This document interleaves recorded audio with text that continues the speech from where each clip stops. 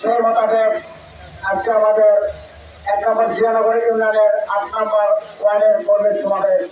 উক্ত সমাবেশে উপস্থিত আমার থানা নেতৃবৃন্দ, ইউনিয়ন নেতৃবৃন্দ এবং আমার সামনে উপস্থিত এলাকার নেতা কর্মী ও ভোটার ভাইরা সবার প্রতি আমার সালাম, আসসালামু আলাইকুম। এবং অন্যান্য সম্প্রদায়ের প্রতি আমার শুভেচ্ছা।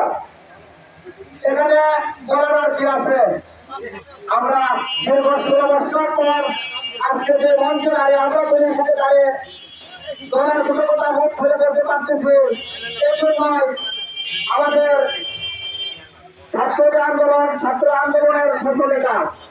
এই জন্য আমরা সর্বপ্রথম সেই ছাত্রদের প্রতি দোয়া করে আল্লাহ পাক আমাদের যেন দেশবাসী করেন। আরেকটা কথা হচ্ছে কি যে কর্মী সমাবেশ, কর্মীদের উজ্জীবিত করা।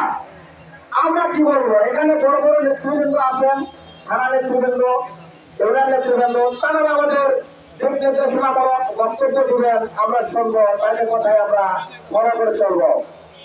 সবচেয়ে বড় কথা, জনাব তারেক রহমান যে দিক নির্দেশনা আমাদের দিয়েছেন, আশা করি সবাই ওই দিক নির্দেশনা মোতাবেক চলার চেষ্টা করবেন, তাতে করে আমাদের দলের ভবিষ্যৎ উন্নতি হবে।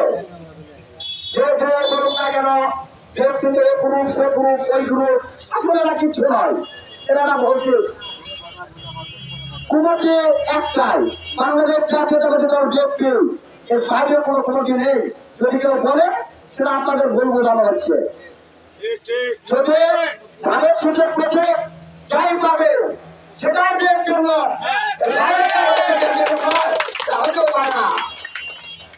হয়তো ভুলগুলো আছে, যায় না, দেয় না, ওর পথ নাই, ওর কোনো যাওয়ার জায়গা নাই। আমেরিকার সাথে মিশছে, ওই জন্য জায়গা পাচ্ছে না, বুঝে বেড়াচ্ছে যে ওটা করতেছে, ওটা করতেছে, আসলে তা নয়। আমাদের দল একটাই, বাংলাদেশ জাতীয়তাবাদী দল বিএনপি।